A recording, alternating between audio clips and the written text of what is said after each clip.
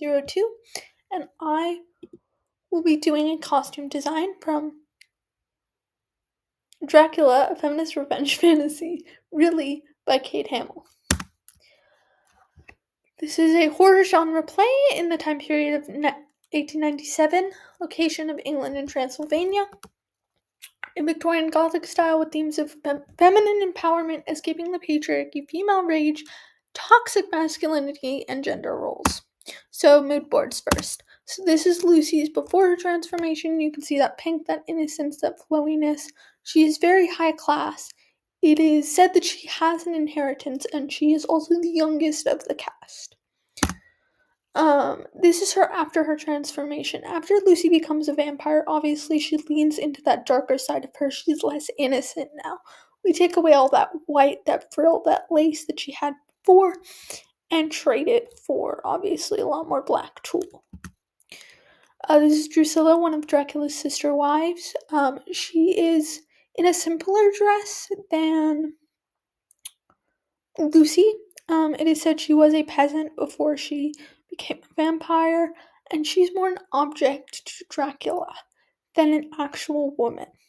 So she also is noted in the play as having these animalistic urges, feelings, almost more animal than human at this point. She has been a vampire for so long.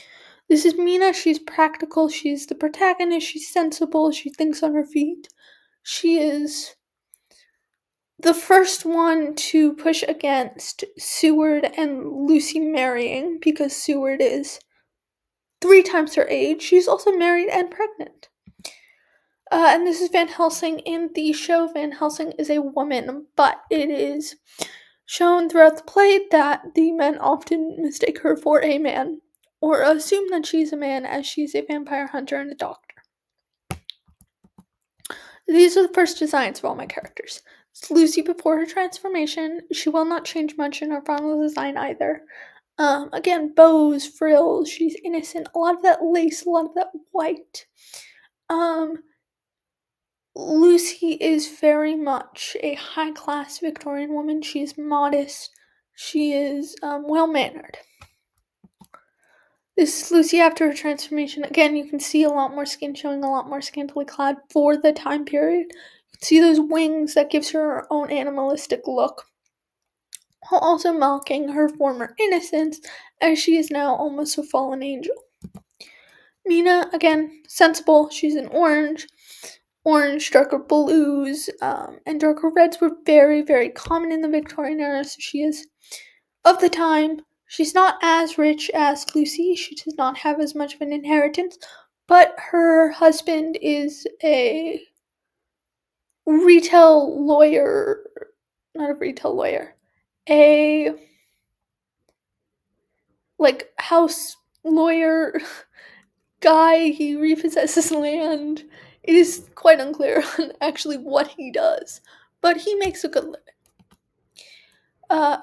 Drusilla, again, we have that animalistic look, those chains. She's bound to Dracula. She has the blood of a vampire on her dress. It's a little bit more scantily clad. Dracula sees her as a object and less as a person. Van Helsing, I gave her a lot of belts, that cowboy hat that is mentioned multiple times in the script by Kate Hamill. She is, of course, American. Pants, shirt, looks very masculine, but also very functional clothing. And then final designs. So Lucy, you can see the fabrics I have are satins and cottons. A lot of lace, satin. The only thing that changed in her final design was that middle petticoat darkened. That was all for her. Lucy after the transformation. I gave those ruffles to almost give an homage to her before the transformation. Again, no shoes. She is a little bit more wild. She has shed this innocent, perfect little flower persona and is now this fallen, dark angel. Think Lilith. She's taken her sexuality back into her own hands and her power back into her own hands. Little does she know she's now bound by Dracula, but she will not live long enough to stay bound by Dracula.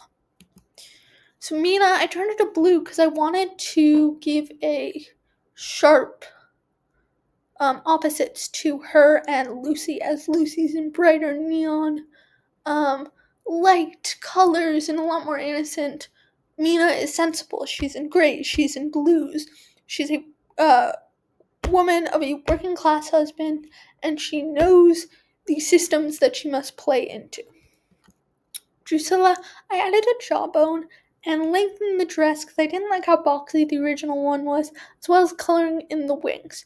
She still looks very animalistic. We still kept the chains as that motif of being bonded in bondage, but added a little bit more of that vampiric look to her. And then Van Helsing, I wanted to give him a little bit more of a put together look. So we have that vest, we have the overcoat, we kept the cowboy hat because that was mentioned multiple times, and still kept some of the belts, but the coat would have multiple pockets, as would the vest of those times. Chains. So now to really explain these chains, Dracula in the show uses the promise of getting away from the patriarchy and that rage at being seen as less than men for the women to become vampires. But really, it's all a lie. He still sees them as objects. As Jonathan meets the two vampire sisters, Dracula says, "They're there for your enjoyment. You may look at them and touch them if you please." So I wanted to kind of add that Drusilla obviously had more chains. She was a vampire for longer. Lucy had less. There's like colors for Lucy. I'll go over this again. But innocence, naivete, she's infantilized constantly. The wings, I again wanted to bring the animalistic vibe. I thought about fur, did not look quite right. In my very, very preliminary thoughts. But I did like that winged bat look for Drusilla and Marcilla, and then the angel wings to now mock what Lucy once was before her transformation. Like I said, she's typical high class Victorian before she changes. She's modest. She still keeps her pink to differentiate from Drusilla and Marcilla's red, but they're still cohesive as designs, with Lucy kind of standing on his crown jewel, as Dracula calls her his crown jewel. And then the vampire women, for their clothing, I made it less modest because they are objectified so much. They are seen as more toys for Dracula, and they are seen as more animal than human.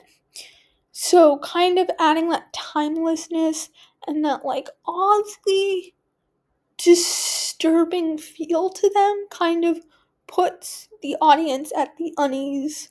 At least I felt reading that script.